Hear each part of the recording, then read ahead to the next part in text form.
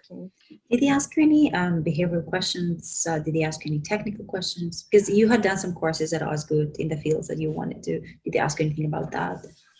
So for the OCI interviews, I would say I think they did, but I don't remember. It feels like it was one of the other. They will ask you like a skill, like a question about, it's either going to be about your education or your work experience. I think it's usually always about work experience. Recruiters want to be able to see you have a diverse experience.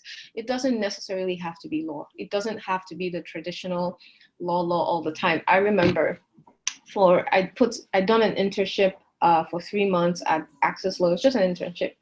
I put that in there, and she was like, "Oh, you did an internship while you were, at Osgood." And I was like, "Oh, yes, I did." And just something. They'll pick something. It doesn't necessarily have to be, I know a lot of people just strive and be like, "You have to get a job as a law clerk, get a job as legal clerk." Yes, it is nice if you want to keep, but if you have other interests outside of that, and you do that as well, they'll just pick something from your resume. I think one of the lawyers should ask me about, you worked as an intern here, like real estate. I see it's a bit different from what you've done.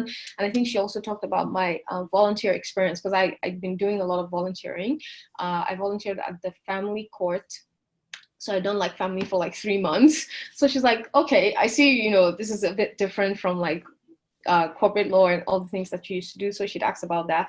And they also asked about my interests, like, what you like to do outside of work when you're not working. But because interviews go by so fast, you really can't remember those things. But I know they'll touch on like one piece of everything. So it's not just because there are always like two, I think. Yeah, there was two people. One person will probably ask you a question about that's more like, legal related, or that has to do with your core resume.